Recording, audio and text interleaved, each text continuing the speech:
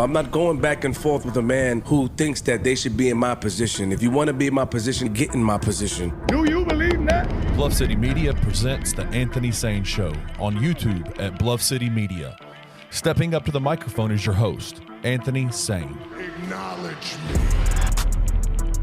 What's going on, everyone? Welcome to the Anthony Sain Show. This, of course, is your host, Anthony Sain, here at the Bluff City Media Studios. My man, Kenny Stubberfield's in the building behind the glass. My guy. What's going on? Paris Sharkey is also in the building somewhere. I don't know what that brother doing. He's somewhere getting ready to get up out of here. He reading the Bible? Yeah, reading the Bible, getting ready for Bible study. Getting ready to be a faithful black man out here. That's what I'm talking about, stuff. Man. Me and you over here talking into a microphone. Paris told us the other day when we was getting ready to record, he said, man, my wife might be coming. I said, oh, shit, what do we do? What do we do? What do we do? Corrupt a good man, Paris Sharkey. To corrupt him. She's up here. I thought she wanted to see you up close. Yeah, what's going on up here? What's going on up in this joint? But shout out to Mrs. Sharkey, for sure. Paris, what's your wife's name, man? You don't want to put your wife's name out there? Mikhail Sharkey. There you go. Shout out, Mikhail. It ain't as bad as it may look. I do intentionally try to incriminate Paris and taint him. He's untaintable, man. He ain't going. He's untaintable. Yep. He ain't going for sure. Shout out to my boy Paris.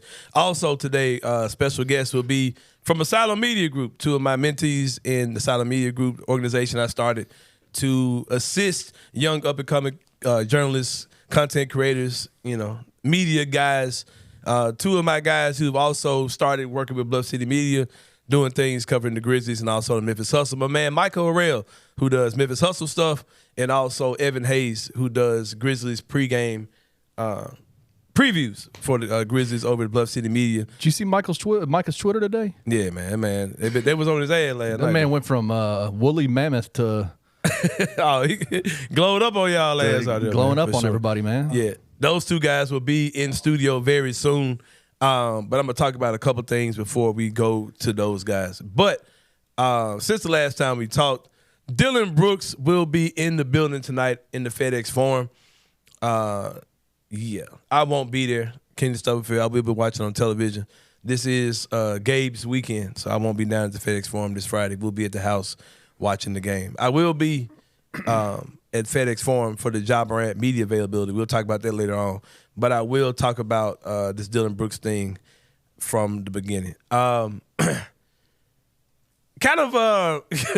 It's kind of not what it should be, Kenny, the whole Dillon Brooks return thing. Because first of all, we played him like 3 times in a week, it seems like. Yeah. This is the 3rd time we're about to see Dillon's ass. It's crazy. And he's been chill. He's been chill, man. Like he's in the sunken place. I don't know what Udoka did to Dillon, but he's not the same Dillon Brooks we had. He's a more mild-mannered. He sits there and people talk about, oh, Dillon is he's locked in before the game, staring people down. He might just be getting the operating system reset or downloading the new the latest version of Dillon, whatever he's got. Because he looks to be hypnotized, man. There's something not right with Dillon Brooks in Houston. I don't know what they're doing to him. But we're about to see Dillon today. And the third thing too, man, is that he's like him coming back is totally getting overshadowed by the hype of Ja, who's on the way. Right. So that's about to happen as well. I mean, it's okay that he's not getting the hype. I mean, let's give him some hype, but I mean, he's an opponent coming into play. Yeah. The Grizzlies, it's okay. Yeah, there's been some talk about whether he should get a return video. I don't know if the Grizzlies have announced that or not. It feels like they should. Yeah, absolutely. Yeah, because didn't they do something for Tyus? No, Tyus hasn't been back yet. It was something that somebody did. I was like, why? I don't know why they did that for him. Can't remember who it was. And I wasn't micing nobody like that. I don't know. But yeah, so I'm down for it, man. I think Dillon deserves all that. I think he needs those flowers. We're talking about a guy who, he came here. He was a guy who was a transition guy between the two G&G eras, for sure. So I'm not mad at Dillon coming back at all. I love how Chris Harrington basically said booing Dillon probably is the most appropriate thing to do. You know what I mean? For a guy that you called a villain. And I'm not gonna dwell on that too tough that I created the whole Dillon the villain moniker. I'm not gonna stay there, Kenny. I'm not gonna stay there at all, man. I'll let whoever thought they created it. And Dillon and the NBA have adopted it and have run with it this entire year. Yeah. But I made plenty of money off of that as well. I probably should have got it copyrighted though, for sure. You absolutely should have. Yeah, but I made some nice little change off of the whole Dillon the villain moniker over the years, so I ain't gonna trip off of off the internet at all. Do you think that Dillon's maturity, the changes we've seen from him, becoming a more mild-mannered, you know what I mean, not doing the dumb stuff he was doing, do you think that was a natural progression where the things that happened in the offseason, the Lakers stuff, all those type of things, the negative criticisms about him, how he handled the media in the playoffs, all those type of things, do you think Dillon would have came back here? Like, do you think the guy he would have been that way no matter who he played for? Or do you think it's something about getting with Coach Udoka in that system in Houston? It's different. It's hard to say because we don't know what Udoka is doing over there. We don't know other than conversations. Right. Other than snake charming that dude into a trance. But we don't know what's going on behind the scenes. But I would say this, Dillon has doubled down on the LeBron stuff this year already. He said, talked about him being old again. So it's not like he's not causing problems, right? But it's just a different. On the court, he's not the same dude, bro. No, he's definitely not the same dude. No, because you thought for sure Dillon would have been talking plenty of cash shit these 2 games they beat us on the road. He hasn't done anything to really get the crowd. He did that first game in Houston. I mean, Dillon shit, bro. You know what I mean? You haven't seen him go with Bane or nothing this entire time. Yeah. You think he was disappointed? I want to see Dillon and Desmond get into it, man. I want to see when Ja gets out there. I think this is gonna turn Dillon up because he's gonna take the Ja assignment. He's gonna get his ass cooked, and he's gonna get cooked. Yeah, he gonna want that assignment for sure. But yeah, I'm not mad, man. I'm excited to see Dillon come back. I wish I could be down there booing him. Just imagine booing somebody with tears in your eyes. That's what you may see from me if I ran the FedEx for him. So you think booing's okay? Yes, we need to boo Dillon. I think that's the reception he wants, man. He wants that. Yeah. Right? That's not. He don't want the cheers. Boo him and wave. Boo and boo with a smile on your face, man. Happily boo. Yeah. Don't boo in anger, man. I think that's the reception that Dillon Brooks would love to get here in Memphis, man. But I'm gonna get out you guys' way, man. Like I said, I got 2 special guests coming on: Michael Harrell and Evan Hayes of Asylum Media Group, as well as Bluff City Media, gonna come in. Sure, it's gonna be a great segment. We'll see you guys in a minute here on the Anthony Sain Show.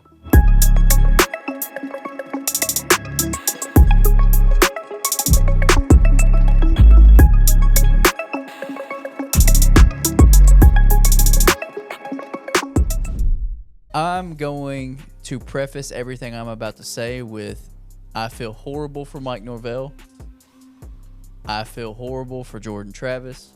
I feel horrible for every player at Florida State University because they did everything that they could to get in. But guess what? They would have gotten smacked. Okay. Smacked. They earned the right to get smacked, though. That's the only issue I have. I'm coming at this not from what is right and what is wrong. You're not coming at this from the. No, okay, I'm there with you. I am coming at this fully from a fan perspective. I can come at it from both. Michigan, I can too. But Michigan, Bama, Washington, Texas is way better than anything with Florida State. Yeah, 100%. Tune in to On the Bluff with Christian Fowler and Gabe Kuhn every Tuesday at 12 p.m. on the Bluff City Media YouTube channel.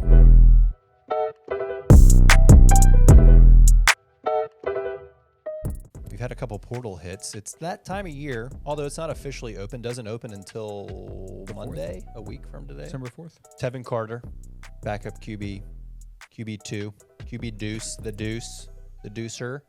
He's calling his career. He's no longer Gridiron Penny. I'm sorry, Tevin, if you're watching me, you are. You can't be Gridiron Penny anymore. Yeah, you can't. He lost that.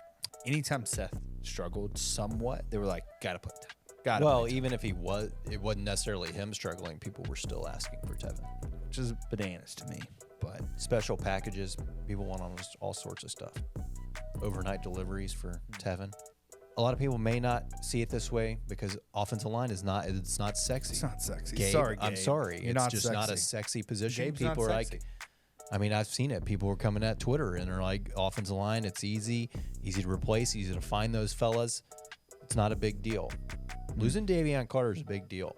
Tune in to Tigers Untapped with TJ Willis and Trey Lasley every Wednesday at 3 p.m. on the Bluff City Media YouTube channel.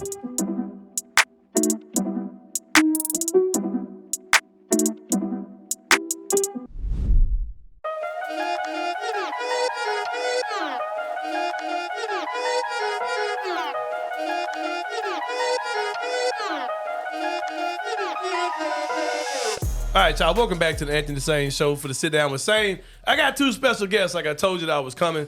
Two guys from Asylum Media Group and also from Bluff City Media. Got my man Evan Hayes on college break. Yes, sir. Track star in some school in East Tennessee. Something like that. Hey, once you get past Nashville, I can't fool with it. He out there somewhere way past Nashville. Evan Hayes covers the Grizzlies doing previews and also columns for the Memphis Grizzlies. And my boy Michael Harrell, he covers the Memphis Hustle. He's going to be doing some Grizzlies stuff too. Big time. Also, these guys from Claws and Paws, the Asylum Media Group show. We talk about the Grizzlies and the Tigers. Got him here today. Two young, up-and-coming journalists / content creators / media members here in the city of Memphis. Hey, Anthony, let me tell you Evan's college's theme song. Are you ready? This is where you know where he's from. All right, come on, play that jump.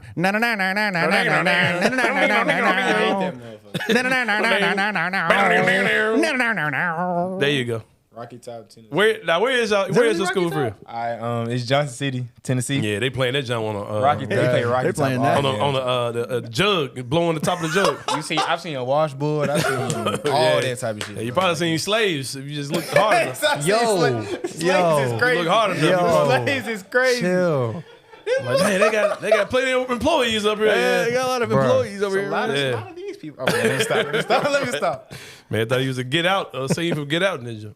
Hey, check their foreheads, man. Make sure it's actual black people for real. Make sure it's not, But yeah, shout out to my guys here, man. Two very important parts of Asylum Media Group. Like I said, check us out on Claws and Paws on 88.5 FM. Once a week, the day of the week is kind of sporadic, so just kind of check it when you check it out for sure. Shout out to the good people, John Best, and the people at 88.5. Shout out John Best. Yeah, my guy, man. The largest man I've ever seen in my life, by the way. Yeah. Real cool dude. Yeah, I've been knowing John. Cool dude. Been knowing John for at least 10, 15 years. Yeah. He's still the largest man I've ever just walked up on, for sure. The man is passionate. Yeah, he loves doing his thing, man, for sure. Shout out to the whole crew over there at 88.5. But gentlemen, you guys are here in the Bluff City Media Studios for the Anthony Sain Show. Memphis Grizzlies. John Morant, of course, is coming back. Tonight is a big night. The Dillon Brooks return will be tomorrow night.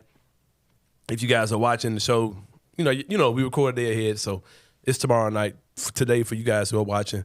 We talked about that whole thing, like what flowers does Dillon Brooks deserve? Does he deserve, a pregame video or, all these type of things?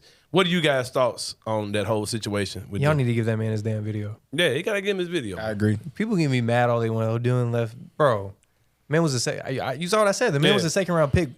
Second-round picks, man, they can be anything. They can be Dillon Brooks, Gilbert Arenas, Manu, guys like that, not putting them in the same caliber, or they can be nothing. He exceeded any expectation he would have had to be a second-round pick. Changed the culture. He took the shots. Like, bro, yeah, give him his flowers, man. Yeah, I agree for sure. He was the longest tenured Grizzly for a long time. Yeah, that's true. He was kind of the bridge between the grit and grind area and the Grizz next gen area. And he, like Michael said, he changed the culture. So I really think he deserves that. He was the leader on that team. Well, he thought he was the leader. That's a whole different conversation. Yeah, exactly. But he was clean it up. All right, yeah, but he was a vital part in turning the culture around and making us one of the premier teams of West Conference. Yeah. So I think if the Grizzlies are going to do right by him is give him his video. And I don't think the Grizzlies fans should boo him, honestly. Nah. He really didn't want to leave the franchise, went in a different direction, and I feel like that's the right decision. But still, he wanted to be here. He embraced Memphis as a city, and he became part of the community. Yeah. So if the Grizzlies do right by him, I feel like he should get his video, and the fans should definitely pay their respect for sure. I'm the same way. I think they should definitely give him love. I think he still, to this day, is top 10 all-time franchise in scoring. Wow. We have a very short history. I think Dillon's top 10, though. You can look at that. Yeah, let me look. And confirm that. But I think he's top 10 for sure all time in scoring. He took enough damn shots. Yeah, exactly. He took a lot of you hope that he was. If he's not top 10, we got a bigger. Yeah, he's probably number one in attempts. For sure. For real. But yeah, was Dillon the guy that when y'all saw him get drafted and come on this team, was he the guy that y'all were like, the grit and grind era, like you could tell that he was the transition, like he was the beginning of the end of the grit and grind and that new era? He did play with Mark and Mike, right? His first year was Mark and Mike. He played with Mark and Mike for the last year. They were injured a lot. They were injured, but he was a rookie that year, and he he learned from those guys. And even with just watching him at Oregon, he was still like that defensive anchor at Oregon. He was taking all the best defensive assignments. Like, I feel like him and Buddy Hield came out the same year, so it was a lot of those battles. He was against those marquee scorers in the country. So when we first drafted him, I thought, oh, this is like the perfect guy to transition between that era. So we know we're going younger, but he still has some of that same Memphis mentality to him. Yeah. So I love the pickup, and of course, I had a love-hate relationship with him when he was here. But we all did. But that's what it comes with DB. I didn't think it was him.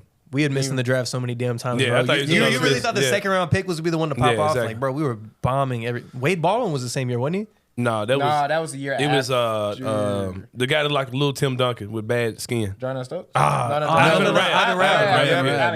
Cal. By the way, Dillon Brooks is number 9 all time in the Grizzlies. So he was top 10 all time scorer. So I think they should do a video for him for sure. Are we sure that Dillon and Wade Baldwin weren't the same draft? No, it was the year. Because Wade Baldwin was the year before. Yeah, he was. He came from Washington. Okay, that's fair. Yeah. If I'm not mistaken, he was late first. I want to say I think Chandler and Wade Baldwin were the same summer. You might be right though. Let me think. Nah, because he was either late first. Yeah, because Chandler Parsons came the same year as Wade Baldwin. So that was a bad summer, bro. That was a very bad summer. Yeah. One of the worst contracts in NBA history for sure. Let's move on. Yeah, we'll move on for sure. We got some cryptic news, so to speak, coming out from DeMichael Cole of the Commercial Appeal. Got some locker room quotes from him the other night after the Grizzlies' last loss. He got quotes from Kenneth Lofton, who Kenneth put a tweet out, but Jalen Noel put out a quote he gave to DeMichael Cole. Seems like he's on the way out. We'll talk about that one first. Do you think? How do you feel about that decision? Whether that's a temporary decision, a permanent decision? Because I don't know if people are going to be knocking down the door for Jalen Noel. Yeah. So, somewhere down the year, if they really got interest in him, they may can get him again. But what do you think about the Grizzlies letting him go? A guy that did pretty well on 20 days of being here with the Grizzlies. What do you think about them letting him go? And do you think that was a good decision? I want to hear what you got to say. I personally dislike it. If the final decision is he's going to let go, it's very hard to get. We've seen it's very hard to get bench production this year, and he came off to be an instant impact player, and that's what we need with a super depleted lineup. Right. So I really don't like the decision to let him go, even though we may get him down the line, or some people talking about that we're letting him go because we're looking for a big trade at the deadline or something like that too, which is possible. But do we really have a good history of like making big swing trades in the middle of the year? We don't. We really don't. We really don't. So, and I'm not saying the front office can't do that. They're completely capable of doing that. But we have someone that came into the rotation, made an impact early on both ends of the ball. Why let him go when you have guys like Jake LaRavia in his own full contract, John Conchar on full contracts, So I personally dislike the decision. I think we should keep him, but I still trust the front office. So hopefully they make the right decision at the end of the day. Yeah, Michael, speak on. I think one of the biggest things in ball is it's like taboo. It's like unheard of to let a first round pick go. If Jake would have been undrafted or a second round, you know what? I'm not even gonna say Jake. I'm not putting anybody on the spot. We got a couple forwards on our team that were all first round picks. Yeah.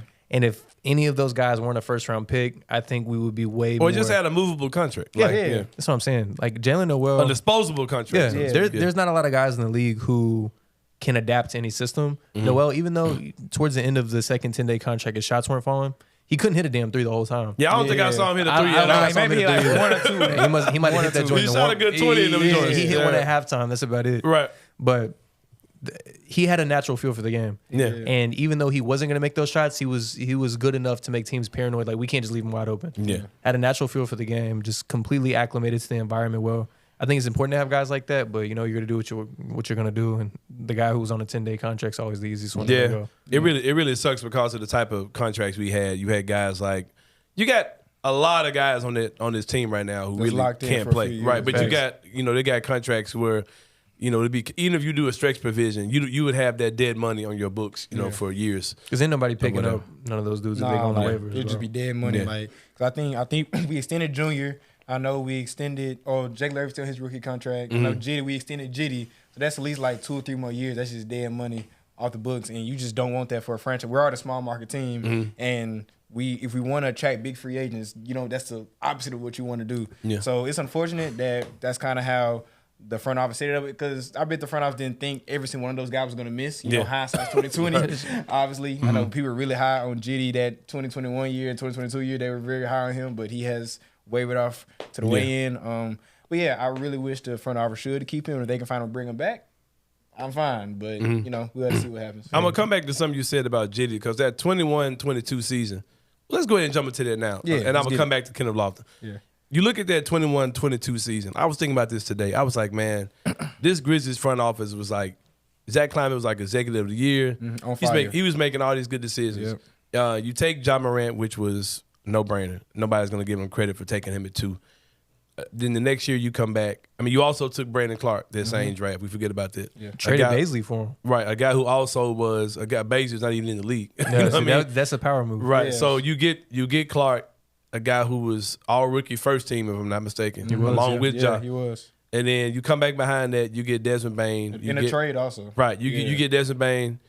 Then the next year you come back, you get Santi and Zaire, right? All at the end of the first round. And, right. And it's like you're not really stressing about it, because it's like, that's fine. These guys are, whatever. We've got a good core. Zaire, we'll see how he plays out. But that 21-22 season, you make the decision to move off of Kyle Anderson and DeAnthony Melton, which a lot of people don't understand those things. If you look at the league, those type of guys typically don't make it around. You know what I mean? You look at guys like Kentavious Caldwell-Pope, who was on the Lakers championship team.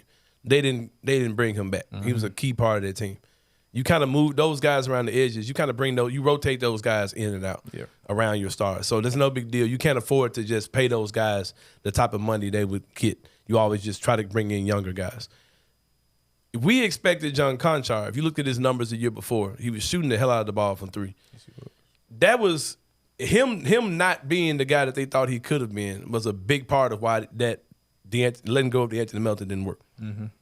They figured between Zaire taking the leap and Jitty being better, that they would be better. You know what I mean? They would be fine without Melton. You know what I mean? But neither one of those things happened. You know what I mean? So I just thought I'd just bring it up just as a thing of note. When you mentioned Jitty in 21-22, it really made me think they really had major plans for him that year, but it really didn't work out. They figured, well, he shoots like 40-something% from 3, but he's only taking like 1.5 threes a game. If he just takes 4 or 5 threes, he'll be a shooter, and it just never. And Michael said, I think that. But that's not basketball. Yeah, that's math. You know what I mean? That's not basketball. Yeah. And one thing that Michael, you talked about when he was at the radio station. Ja Morant makes a lot of people look good. Yeah. Like, and that's a great point. You know, like it was a lot of those games. Jitty was in the closing lineups, getting like breakaway dunks, open threes, because who was the one creating offense? Ja. Right. You feel me? And people. And now this season is I feel like people really appreciating 12 a lot more. If people are saying like, oh, he made Zaire look good, he made Jitty look good, like he made all these other role players.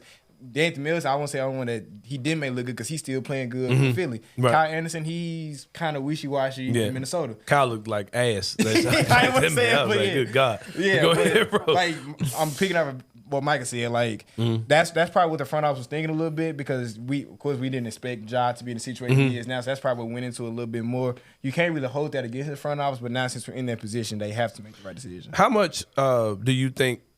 I'm gonna still come back to Kenneth Lofton. How much do you think the whole Ja situation will really affect guys that we've written off to be scrubs this year, like Jake, like Zaire, who we saw play his best ball starting with Ja Morant, John Conchar, David Roddy, who Ja worked out with a lot this summer. You know what I mean? Does Ja? Are you willing to give a reset of grace for those guys once Ja gets back? No. It's been too long. Bro. All right. I'm with you. I just want to see where y'all went with it. No. All right. Now Kenneth Lofton, we talked about him.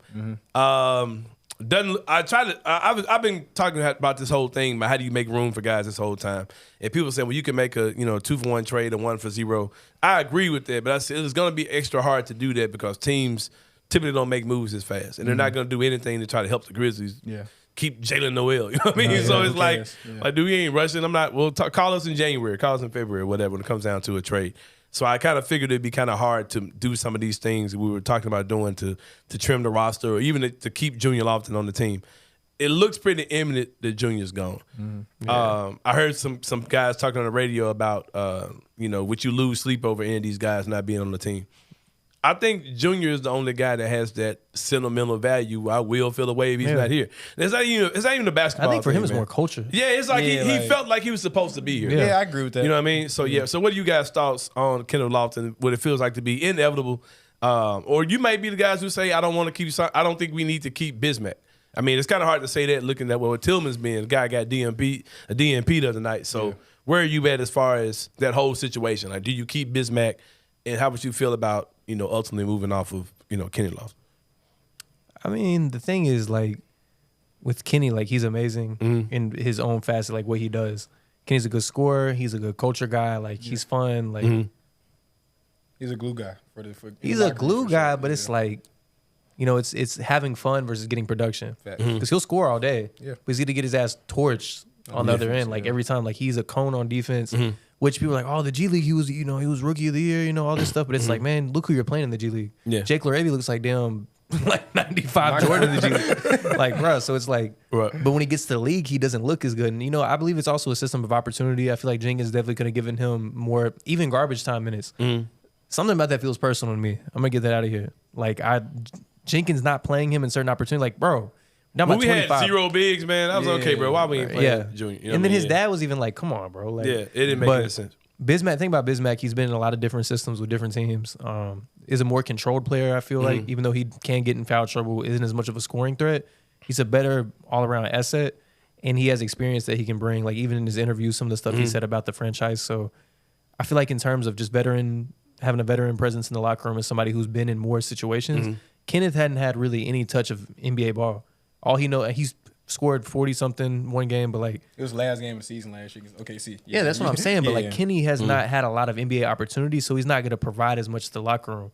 And I don't feel like this team is the team that needs to give him opportunity. Maybe a younger team can pick him up and help develop him, but it's just also a matter of how serious he wanted to be. He got serious like a week or two ago because DeMichael was posting about it, but it's like seemed like a little kind of too late. Too late for sure. You mentioned the G League. You covered the G League for the Memphis Hustle. You've probably seen every game they played, watched every highlight. You've written a ton of articles about the team so far. Something about guys like, as far as G League goes, there's really four guys really coming from conversations about the G League and how they transfer over. That's Vince Williams, who's been incredible. We'll talk about Vince before the interview's over. You got Jake LaRavia, who looks like Super Mike Miller in the G League. Yes, he does. You got G.G. Jackson, who's been phenomenal. And you've got Kenneth Lofton, right, who was G League Rookie of the Year, like you said. Nothing about Jake LaRavia's game is translated over, right? No. Vince looks like a better pro than he did a G League player, which is crazy. And Junior Lofton, his game hasn't really translated, but that's more of a scheme strategy thing. They're not going to use him like that. What do you think what you see in G.G. Jackson, a guy who's been a prolific scorer, defender, rebounder, all these things in the G League? Do you think that's something that would translate, or how would he translate over when he's playing for the big club next year, if he's playing for the big club? So I think something that a lot of people forget about, even with the name change of the G League, used to be the D League, the developmental league. Right. It's where you develop. You're playing guys who are the Iowa Energy. You're playing guys who are developing. You're playing guys who like young dudes are trying to get back in the league. It's like running. It's just like runs. You know what I mean? You're not playing like NBA level talent, NBA level systems. So that's why guys like Jay can go down there and drop 40 because it's like, bro, there's dudes who were cutting hair 6 months ago. So like, bro. But people like Gigi, like same thing I said about Noel. Like some guys just have a feel for the game. Right. With Gigi, like I feel like it's be a matter of opportunity for him. Like he played well in high school, played well in college, played well in the G League. I feel like if he was in the NBA, he could adapt. He's young, he makes a lot of mistakes, but he can still shoot the peel off the ball. That's all you really need. Right. So I feel like he could translate to the league just fine. I mean, I hate to use his age against him. He's still super young. Yeah. As somebody who watches all the games, it's easy to post like, oh, Gigi had 31 points tonight with 3 blocks.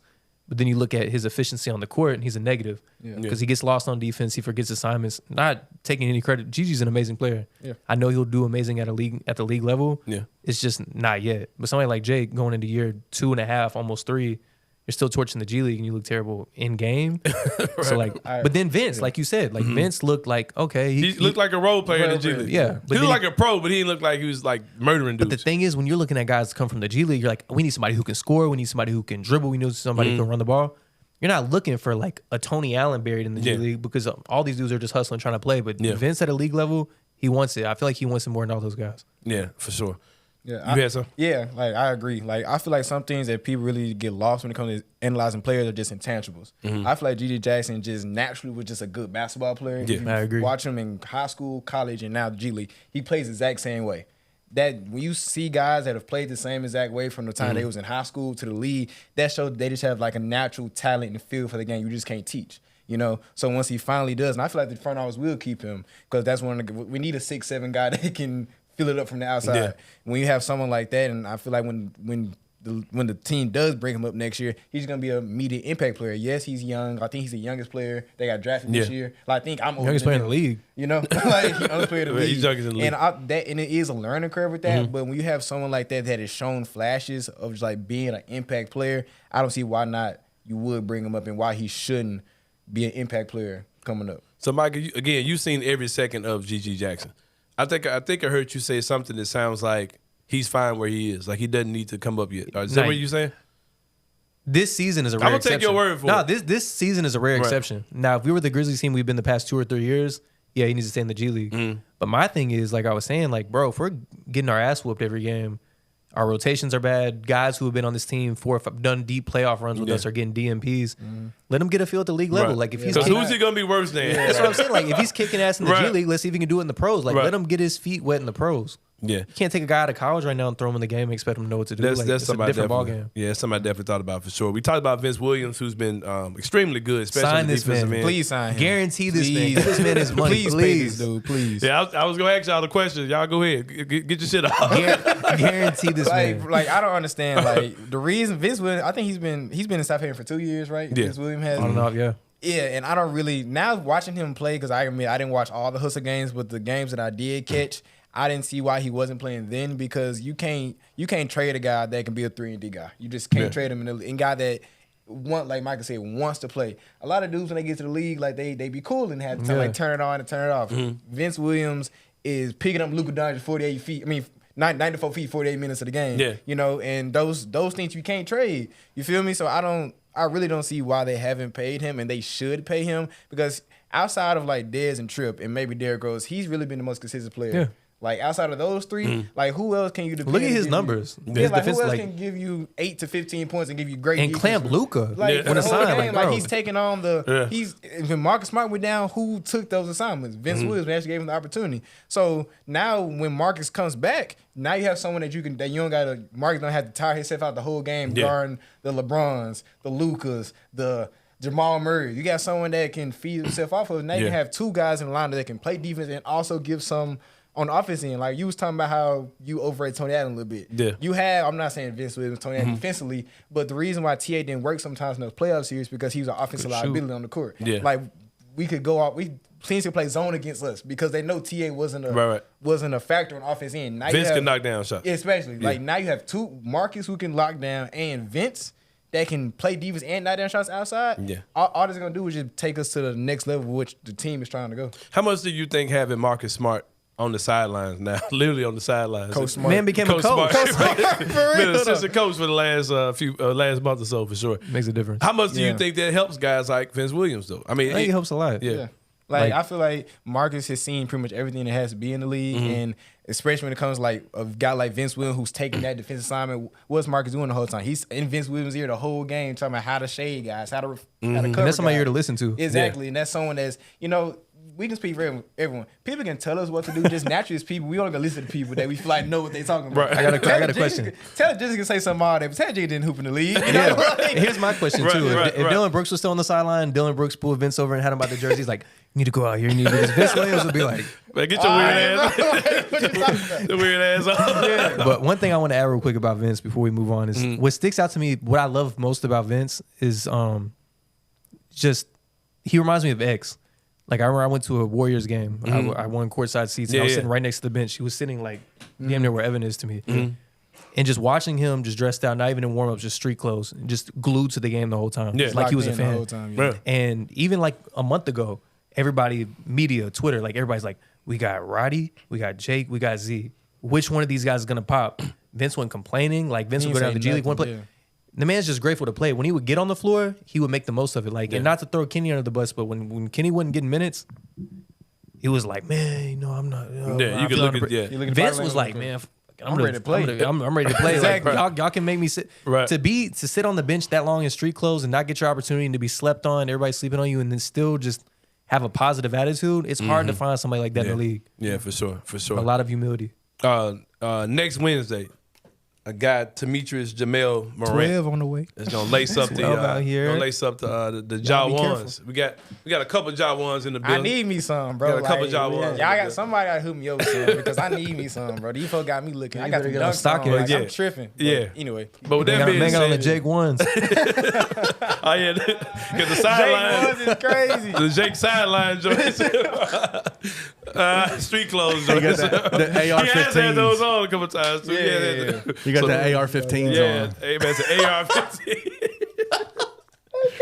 Yeah, like the Holy Grails, Holy Grail. The Jesus piece. the Jesus pieces. You got the Jonathan Isaacs on. Yeah, the Jonathan Isaacs. Oh man. All right. With that being said, John's coming back. The Boogeyman, the Ninja, all those guys. You know, Demon home. Yeah, he on Demon time. He coming back soon. Ja Morant will be back.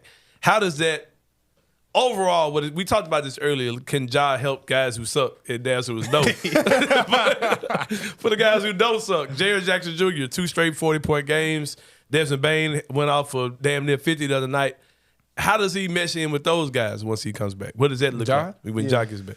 We were talking about this earlier. Yeah, the thing about Jaren that's so crazy is when he's the number one option, that dude can take over a damn goes game. crazy, yeah. But when the issue comes when he's the second option, when Ja and Dez are on the heater, Yeah. Jaren really struggles with being a second or third option. Yeah, I'm worried about Jaren when he's the third option. But I feel like Ja is smart of a player. He has a very high basketball IQ. He's been sitting for 25 games. Yeah. He has seen Dez and Tripp take a leap up. So, Yeah.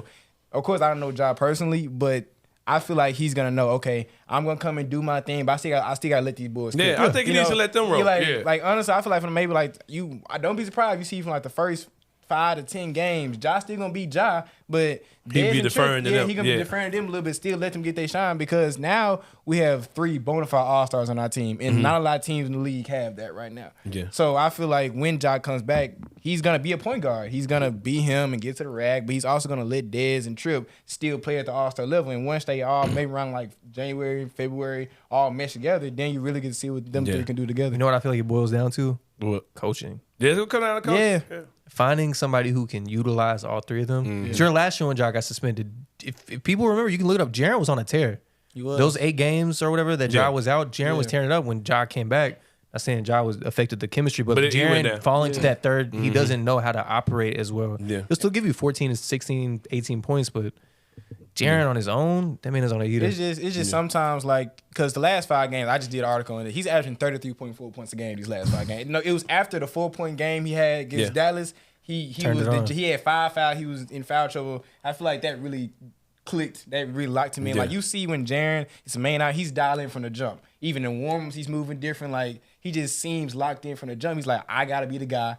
I gotta go make my team, will my team to a victory. And I hope when Ja comes back, he still keeps that mentality. I feel like think I he will. agree. It's coaching. I totally agree with that. Yeah. But I still feel like it's a mentality thing with him because Jaren needs to feel like he's one of the best bigs in the league. He's too hard on himself. And I feel like his of course I don't know Tripp personally, but I feel like his you can see on the court sometimes He's too hard on himself, bro. like, He really like, is. honestly, He gets in his own head. he does. He's too hard 'Cause, on like, himself, bro. honestly, what reason why he can't go hit over AD whenever he wants? He can. Exactly. The man just won Defensive Player of the Year. He can. He but I can be feel on like anybody. mentally, AD be he take- babysitting his ass. He's too Exactly. hard on That's what I'm himself, saying. bro. Against He's too hard on Jokic himself. and AD and Yeah. like the premier bigs in the league, the talent is right there. Yeah. But mentality, Yep. he said, okay, Twitter, go He's do folding it. to him, Okay, Dez, you go do it. Yep. But because Dez, we've shown Dez can be a dog this year because Dez is not back down once in this 25-game stretch. Tripp has shown in Except for the spurts. Jimmy Butler. Jimmy Butler was in his Yeah, ass. because Jimmy Butler got Jimmy it. got his ass. But But go like, ahead, though. okay, but think about it. We know 12's a dog. Yeah. We know Dez has shown to be a dog, and we've shown Tripp had. I just need Jaren to start talking shit. For real though, Like, bro, when it's been Jaren's 7 years. talking Just shit, start talking shit, and Jaren. being- Come on. I heard he being talk a Tripp- little bit, though. I heard he does Bro, talk a that was little on Tim Duncan. Like, man, if you don't get your ass out of here.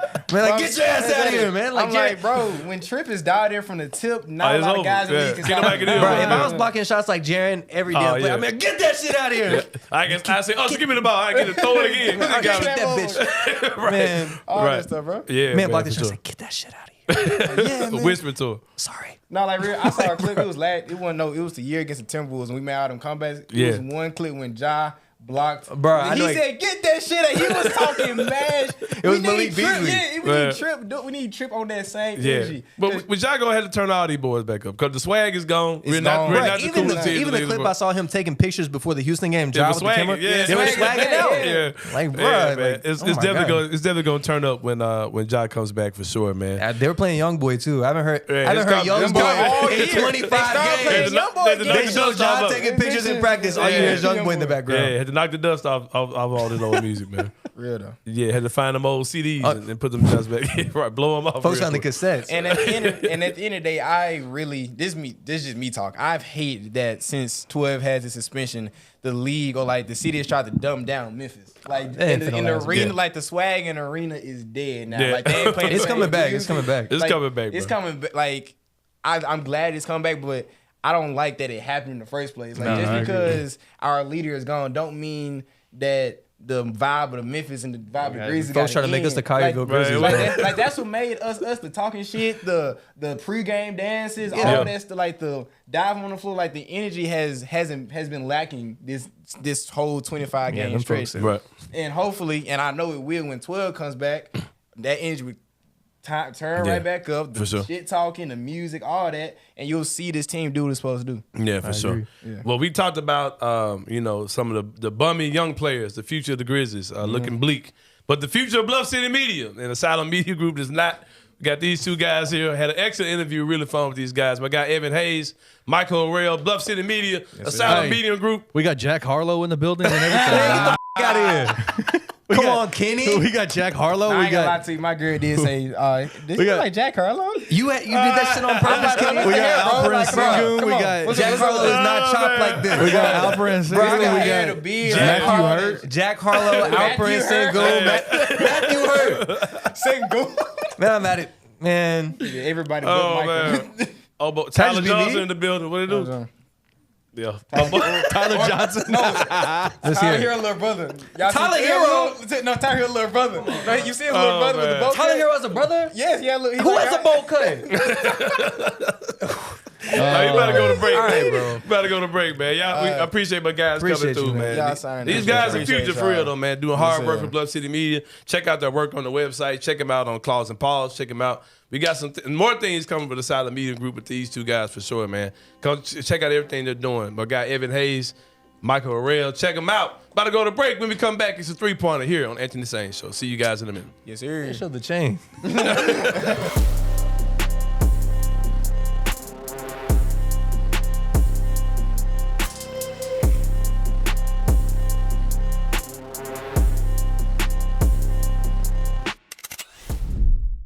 All right, Christian. Yes. You are Penny Hardaway. I'm not. Yes, you are. Okay. Today, you're going to play act. Okay? Gabe, because you're a Jordan Brown apologist, you're going to be Jordan Brown. I'm a Jordan Brown apologist. Okay. Okay. I'll take that. Y'all are sitting across the room from each other. I said, don't tweet him hate. And he's like, you're an apologist. Like, good God. But either way, continue. We're in a room together. Why did things break down? Jordan, we brought you in this year to be the centerpiece of our offense.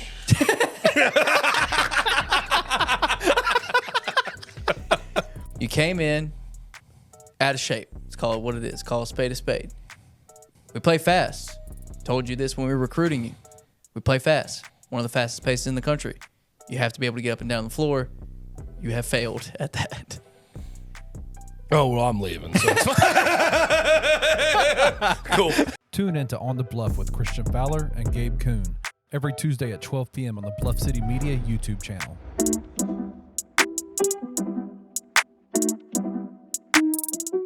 I was just going to say one of the weird standout things is Penny's like throwing people out there that out of nowhere.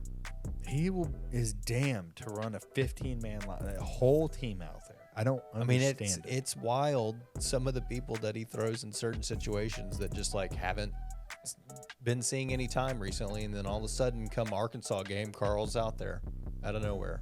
There was somebody else. Who was the other? I can't even think of it now. He threw somebody else. Was it Jonathan? He threw Jonathan out there. Was that in the Michigan game? No, that was in the Villanova game. Villanova. Didn't look the part, guys. What was the quote that Rick said? Like, It's not the time to experiment. It's Yeah, time to win a stop game. experimenting and time to win the damn game. It's perfect.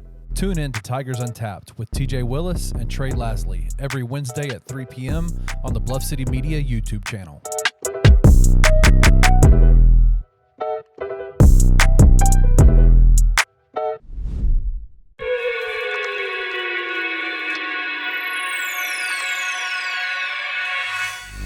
All right, y'all. Welcome back to the Anthony Sain Show. As I expected, man, great interview with Micah and Evan as well, man. Those guys are two great young up and coming guys. Man, come on, man. I gave him a word of advice. I said, y'all need to stick together. Y'all got the juice, man, for sure. I've seen a lot of duos come through here, man. I saw Chris Vernon and John Rosa come through Memphis. I saw Jason and John. I saw probably the best of them all, Anthony Sain and Peter Edmonds. Let's go. Where's my guy Peter? Man, Peter ain't giving a damn about none of this shit. Peter enjoy life, man. I talk to Peter probably once a month. We need to bring him in here, man. I know, man. I've been trying to. Okay. Like that man is totally disconnected from this. Like it's not that he don't care. Like his job kind of prevents him from being able to get in. But yeah, I'm gonna have to see what my boy doing over the holidays, man. See if I can pull him away from the house, man. But he's enjoying life, man. He's enjoying life for sure. But again, shout out to Evan and Micah, man. Great interview with those guys for sure, man. They got man. the juice. I'm kind of jealous of those two guys, to be honest with you. Like shit. Who you telling? Like honestly, like and I'm being serious. Like I love doing this stuff, Anthony. I love creating content. I love taking my storytelling and whatever ideas that I have and centering it around sports. I got started so late on both of us started at the same time. And so which is crazy, bro. We really started at the same age, same time. Yep. And so these guys, seeing these dudes doing what they love to do at such a young age, man, I'm jealous, bro. Yeah, they don't have to go go to bed early the night before or Come on, man. drink an energy drink before to the studio. They just come in and roll, man. Like I go and I film a game and I hurt for like 2 days Who afterwards. you telling? You know what I'm saying? Like I leave the studio tired, like I did something. like we done something over here. I'm just happy for them, man. Like you can tell these dudes love what they do and they're really good at it. So. Yeah. For sure. Shout out to those guys again. Doing great work on the website too, man. Not just the stuff they're doing, verbally on podcasts or radio or whatever, but they're both great writers as well. Evan, Hayes, and Myke Harrell. Check them out. Check them out for sure. But the 3-pointer, where we talk about 3 things that are going on in the world of sports. Number 1, Giannis Antetokounmpo. Wild. Looks like he's about to beat somebody's ass over basketball. Bro. The other night. Have you ever seen him that mad? No, not like that. I saw like the thing he did. Micah was showing me. I saw this anyway. Micah was showing me on the way to the studio with him and when Mike Dunleavy got into it back when he was rich. I saw that, but not like he was like he's about to beat somebody's ass. That whole game though was wild. You saw Bobby Portis too, right? Yeah, Bobby Portis like he was about to snap. I ain't gonna lie though, bro. If I score 64 points, if I want the whole court, I'm gonna get that whole court. If I want the net, the rim, whatever. Yeah, Halliburton, come on with me, bro. Like whatever. Like it's happening for sure. They gave the ball to Oscar Tshiebwe, who scored his first 2 NBA points, and Giannis is over there going, nah, bro. Yeah, bro. I'm starting to kind of like dislike the Pacers too, man. Like they got something about that. 12 had that smoke for them boys for real last year. I'm starting to see why. I ain't saying you saw that video. I ain't saying I put the laser pointer on them, but I'm just saying, You saw that video in the locker room as all that was going on, man. You could hear Miles Turner, you could hear Buddy Hill. They were egging it on. Lego playing with ass, bro. Miles Turner, get your weird ass on somewhere, man. Keep that ball, man. You ain't getting that ball. You weird ass dude. Man, yeah, I haven't seen Giannis like that ever. I wonder why was he so triggered about that though.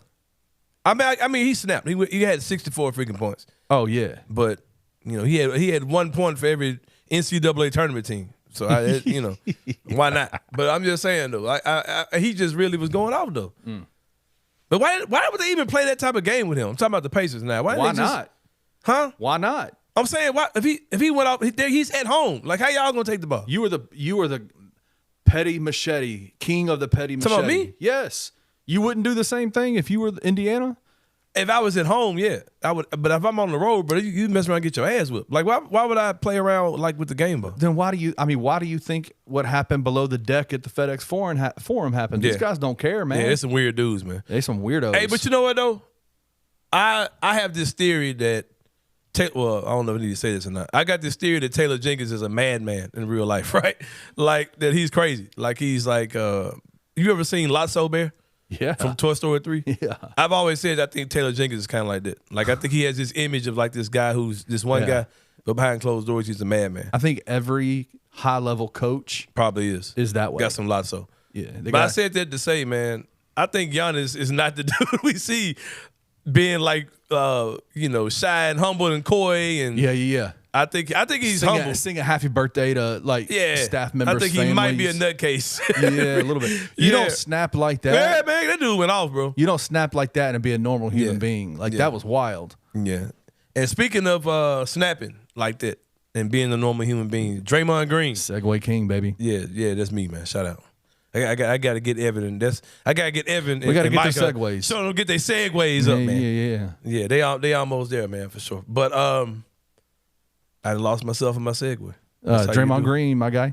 Yeah, Draymond Green out there looking like Kerry Von Erich. Y'all might not get the reference. You know the reference.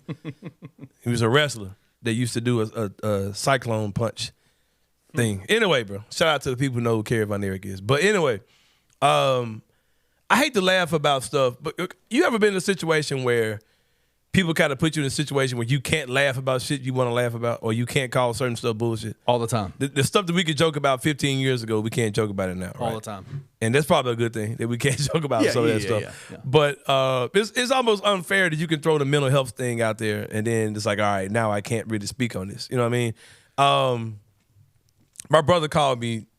My brother lives in Virginia. He says, well, what do you think about the Draymond thing? I said, well, what do you mean? He said, well, he's saying that, people are saying that Joe Dumars, all these people are saying it's a little bit deeper than just him fouling people, that there's some type of mental health issue there, right? We know. I said, yeah, he's crazy. I mean, he's crazy like Dennis Rodman was crazy. You know what I mean? Like, that's not a surprise. Yeah, I mean, he's crazy like Dillon Brooks is crazy. There's always been crazy dudes in the league, right? And my brother's like, no, it's like, they're saying it like he's like got emotional stuff going on, traumatized.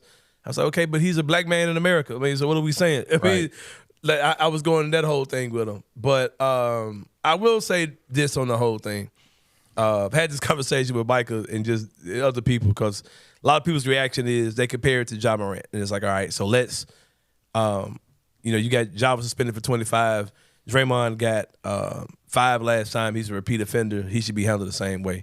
But if you look at like precedents, right, like all time stuff, there were dudes who were like cold cock knocking the shit out of people back in the day who got like 1 game, 2 games. Yeah, stuff like that, right? So there's not really a precedent for a guy to get a 25-game suspension, even though those Bulls Celtics series. Oh yeah, dudes are scrapping for real. It was like toe to toe. It was no slick Celtics. shit. It was no slick shit. It was like we just gonna stand toe to toe. I'm gonna swing on your ass. You know what I mean? Yeah. But I think that what will happen is you'll see Draymond, because people get excited about the word indefinite, right? Indefinite pretty much just means I don't know. Like it's coming. Like we'll let y'all know soon. Like it's not. I'm not going to tell you now that it's going to be 10, 12, 15 games, but we'll figure that part out. But he's out until he's back, basically, right? A lot of people think indefinite means forever. That's not what they said. It's not what they said. You know what I mean? Because just like Ja Morant joint was indefinite, but it ended up being 8. You know what I mean? Right. I think Draymond is going to fall somewhere between 10 and 12, maybe, by the time it's all said and done. Because I think they're going to do. Adam Silver's a different type of commissioner, man. Mm-hmm. So he moves a little different. He does the whole, let me do what's best for the player. We don't just want to swing this heavy hand. We want to kind of have a hand that's preventive, that keeps them away from the game, but also a helping hand. But just don't lie to him. Yeah, just don't lie to him. He's gonna come back and drop 25 on your ass. But no, I honestly think even with Ja, man, he showed a lot of compassion with Ja on his second suspension because he's been able to practice his whole time. Yeah. And he set up things that he felt like would help Ja. Benchmarks. We don't know what those that might be bullshit too. Yeah. I don't think they're worried the benchmarks. Be Come honest on, with man. You. But stay out of trouble. Yeah. Stay out of trouble was the benchmark. Yeah, with Draymond, I think he's. I think they're gonna try to. You're gonna probably see some type of counseling thing happen with him that's gonna be mandatory.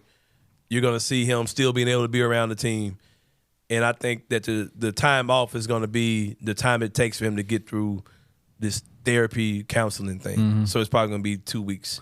2 to 3 weeks in whatever amount of games that is. Because that's something has to be done because the dude is just straight wilding. You know what I mean? He's literally just doing the hell he wants to do.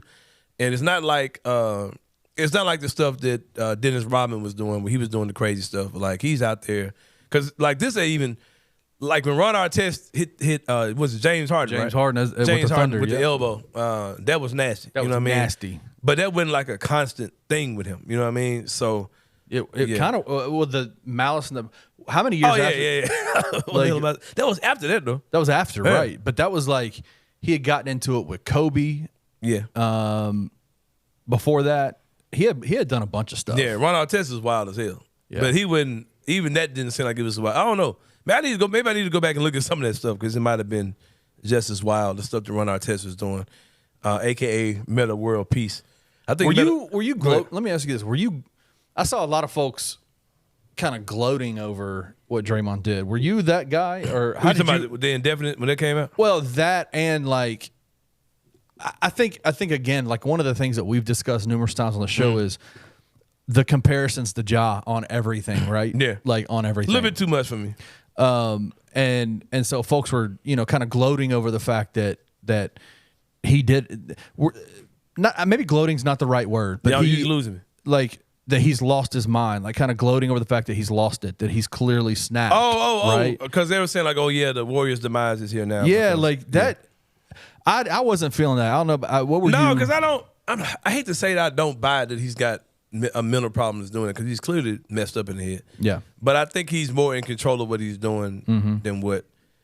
Because, I mean, Draymond can, like, hit a dude in the face and turn around and drop a 2-hour podcast and sound like the smartest player you've ever heard. Right. You know what I mean? So I don't think he's unstable is what I'm trying to say, bro. You know what I mean? So I don't know how much I buy into him needing, in-depth counseling to stop kicking dudes in the balls. Like, I don't know. Because how many cases have we seen of him, like, randomly kicking people who aren't basketball players in the balls? Right. You know what I mean? Like, what level of trauma are we talking about as far as the whole thing is concerned? Is it trauma based around the basketball court? Like what? But you know, what's his name admitted to that though? Admitted to having a problem with it.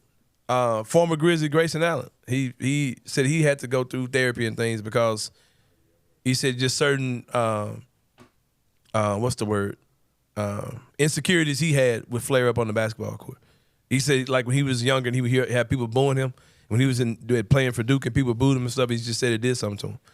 And he couldn't handle that type of pressure. And he said it started back when he was playing pee-wee ball. You know what I mean? So I don't know, man. Like I hate to say, something in me just as a Grizzlies fan, hates Draymond Green. But I think it creates interesting conversation. And Adam Silver has done a lot of stuff this year to kind of make you, want to call him out with his inconsistencies. But right. Maybe this is something the NBA really needs to look into, how many of these guys really are operating with some level of trauma or – because we've seen at least 2 guys who admitted I'm not right. Right. And that's just Draymond Green and Ja. 2 guys have came out and said I'm not – whether that's BS or not. I think there's definitely something worth having.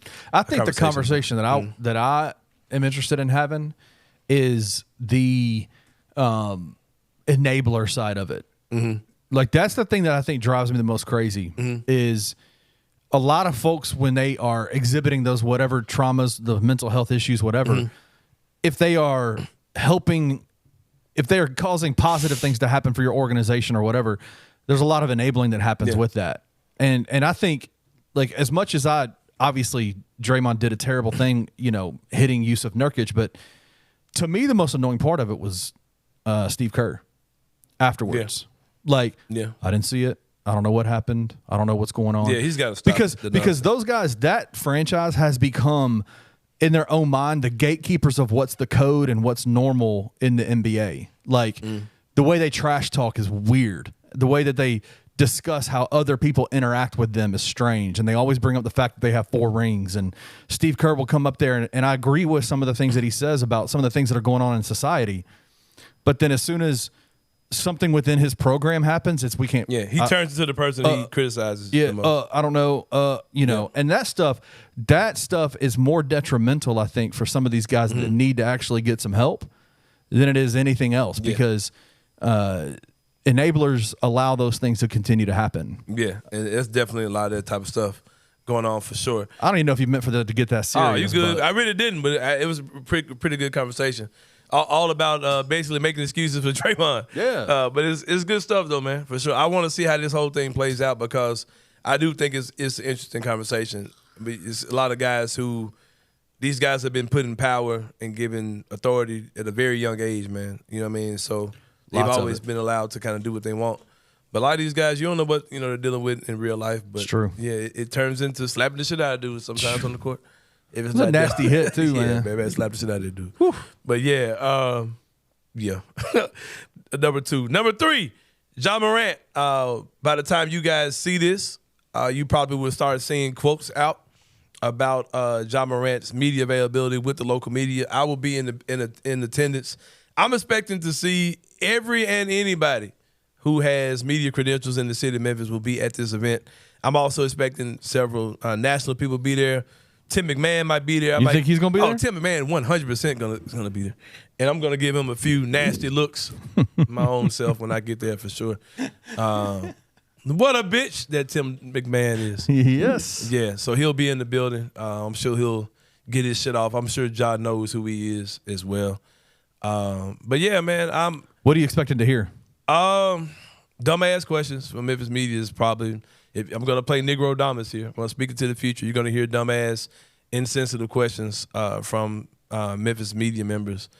I just want to talk basketball with y'all. If I ask anything, man, it's gonna be so hectic and people gonna want to get their shit off so bad. I don't even know if I'm gonna jump in. I might. And of course I will. You'll be white. People will be talking about something that I said tomorrow. I'm sure, but I don't know, man. We talked about the whole mental health thing, right? I was really offended the last time Ja had one of these, like, return press conferences. It was my first ever press conference to attend for the With Grizzlies. Bluff City Media, right? With Bluff City Yeah. Media, and it was uncomfortable. I didn't like it, man. I didn't like a lot of the stuff that was asked, questions about him and alcohol, and it made me just kind of rethink that whole structure, man. Like, a professional sports scrum has to be one of the most anxiety-filled situations for the player and for media. You know what I mean? Because you're talking about a situation where the player is standing with his back against the wall, right? Like, he's surrounded by a fortress of people, like, this wrapped around him where he literally can't go anywhere. And they're like circled around him. There are cameras pointing at his face. There are people talking. You can't really tell who's talking to you. You just hear voices and you're trying to find who's saying what. They got a phone stuck to their face. And man, it's like a super invasive way to communicate. Without a doubt. And I said back then, man, maybe the Grizzlies should have did this another way. Maybe they should have put him at a podium, something. Maybe they should have put him at a round table, something that didn't feel as invasive. Like, there's one of those things I thought we should kind of move away from. This is a very special edition of Anthony Sain Show. Kenny Stubblefield. Yeah. Yeah, very special edition. But I just think I'm coming into tomorrow's media event expecting the worst, but it may not be as bad as I think. Because I know a lot of people make those type of things about them. Like, this is my opportunity to, to ask this question that no one's ever thought about to ask Ja Morant. You know what I mean? Like you'll be the only one to ask him, what was it like being away from the team for 25 games? So do you feel like you let the team down? All right, let's play that game. Who's going to ask that question? Who's going to ask, do you feel like you let the team get down? I don't even want to answer That's that. 1,000,000% of Jeff Calkins' question. That's Jeff. 1,000,000%. You ain't touching it? I have to work with these dudes on a daily basis. Yeah, that's gonna be Jeff. I'll tell you that. All right, I'll give you a question. All right, come on. How do you feel like the chemistry is going to be between you and the players when you get back on the court? Oh, that's Terry Davis. Yes, sir. It's Terry Davis for sure, man. That's so funny. What's it been like with Derrick Rose and Marcus Smart? Is that Drew? I don't know. That's Drew ain't gonna ask no question to make you want to beat his ass. Like, he kind of stays away from this. Drew asks really good questions. Drew asks a question where it's gonna be a bomb ass story. Like, Drew's setting up a story with the question. Yeah. I think last year What or is last Giannis time gonna ask his ass? I don't know. I think last time there were more details around what Ja's 8-game suspension looked like. He had been down in Florida. Mm-hmm. He had, they had been throwing the word therapy and all that kind of stuff out there. And so I think people were asking questions. He came out and did that interview Jalen Rose, where he talked about alcohol. So that kind of creates some storylines and questions. There hasn't been any of that so far. Somebody in the national media is going to act something that's going to piss somebody off. Oh, but see, that's the thing is, like, and I want to shout out to most of our media guys in Memphis, local guys, because they do ask the same type of questions every media availability.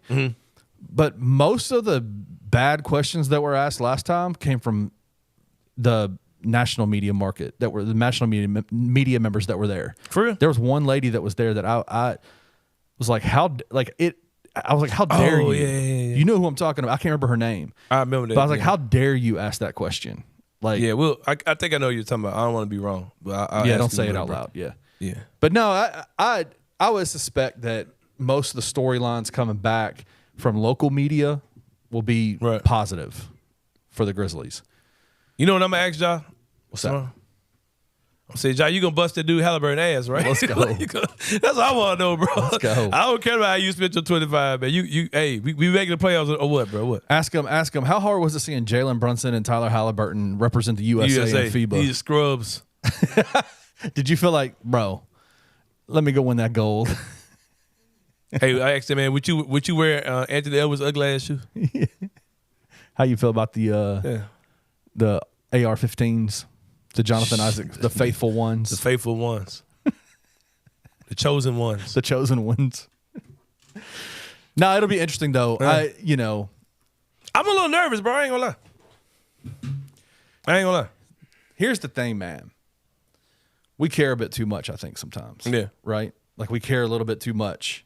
I care about Ja Morant the person. Yes. Probably more than I should. Than most do. Right. Because I don't really tote around the label of media member. You know what I mean? Like, I don't care about none of this. Like what most folks don't understand, and I want to throw this out there. A lot of folks don't vibe with you in a lot of ways. But thanks, Ken. But you're one of the most empathetic people I've ever met. I have a lot of give a shit to-iveness Yes, you do. about me, about stuff that like really matters. Yes. You know what I mean? And I care about my city, man. I care about the impact that Ja Morant has on this city, the things he's changed. You know what I mean?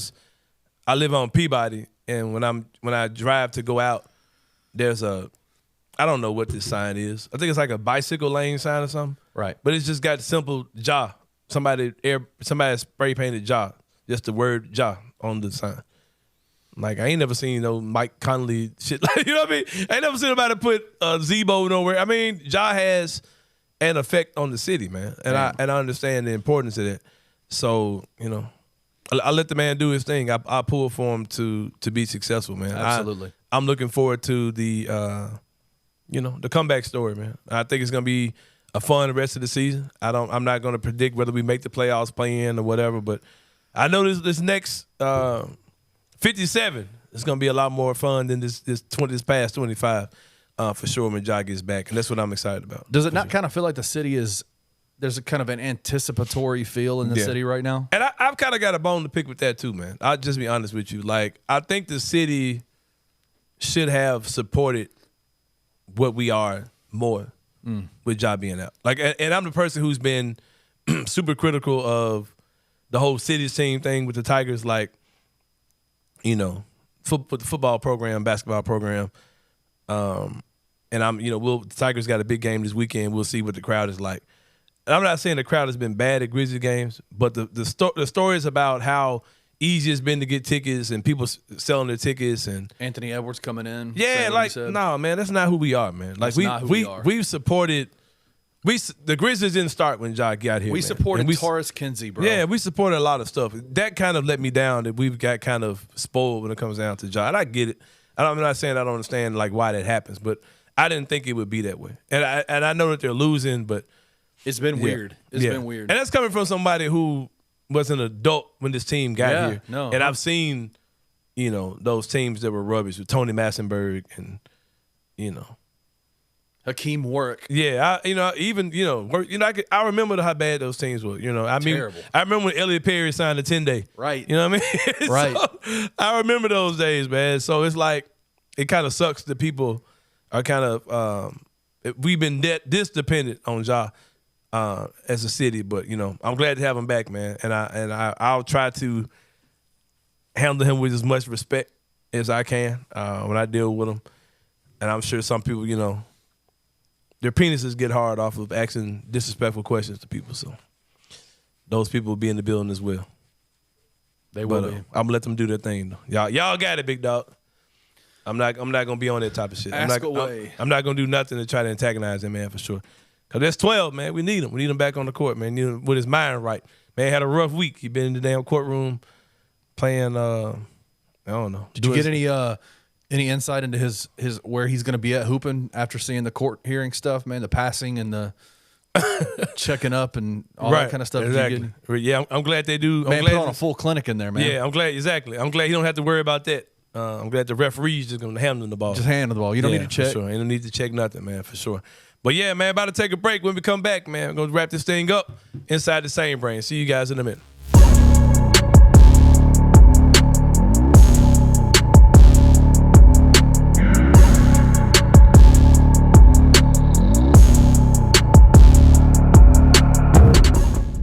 That this team, as it sits right now, no Jordan Brown, no Naquan Tomlin, they are capable of being a round of 32, maybe even a Sweet 16 team. They just went on the road and beat a top 25 team in the country with what they have right now, with a front court consisting of Malcolm Dandridge and Nick Jordan, and that's it. That is it. If Memphis is they played some small ball against A&M pretty successfully. They did. If this team is able to get Naquan Tomlin in the fold, then that preseason ceiling that we were talking about right there is back. Because I just think that this team, even without an extra big or without adding any other pieces, they are a really, really good top 25 quality team. But they're not. But they don't have that extended ceiling that they would have had with DeAndre Williams or Jordan Brown or someone else, another piece in that front 100%. court. Because that is their weakness now. Tune in to On the Bluff with Christian Fowler and Gabe Kuhn every Tuesday at 12 p.m. on the Bluff City Media YouTube channel.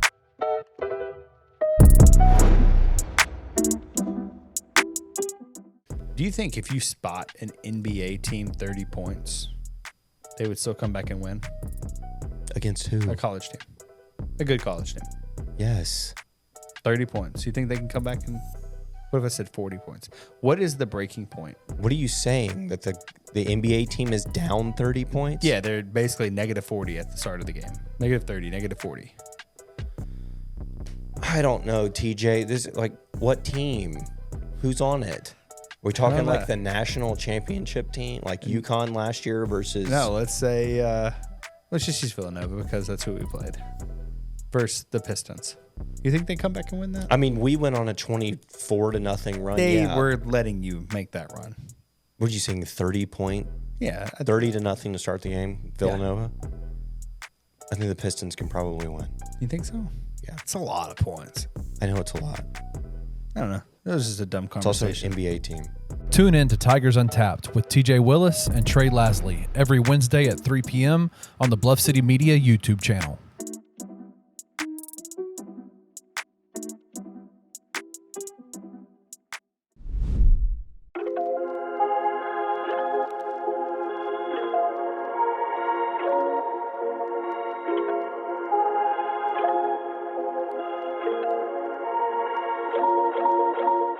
All right, y'all. Welcome back to the Anthony Sain Show. Great show today. Had some real serious conversations in the previous segment. My apologies on that, man. Man. I was there too, man. Like for real. I've heard all the jokes people are saying about Draymond. Draymond might be messed up in the head. I don't know. Yeah. We'll see, man. We'll see how the whole thing goes out. And we throw around the word crazy a lot, but you know, he obviously ain't right. Nah. So we'll see what's going on with that brother, man. Hopefully he gets right, man. He's got a wife and kids to worry about. Right. Man. I ain't gonna lie, but if we still had that Golden State Warriors pick, I'd be like, oh damn all that. Yeah. Indefinite forever. Forever. Forever. Get him out of here for sure. But we did trade that pick away. I think Portland's got it now. The league just running the train on that Golden State pick. Now they just tossing that joint. I think it's looking good too. Yeah, man. looking good. Because Golden State look like they Klay Thompson looks washed. Man, extra washed for sure. Somebody who is not looking washed. Look at those segues be so cool. Segue King, baby. Yeah, somebody who's not looking washed, man. I typically get up on Fridays and I do the whole Apple Music thing, right? Where I look and see who dropped a new album. I did not get a chance to do that last week, and I checked it today for really the first time this week, and I knew that she dropped one, but Nicki Minaj dropped a new album, right? And I don't know if I really shared this with you, Ken. Lord Almighty! When my tone changes like that, Ken, I need you know Parrish on the mic for this one.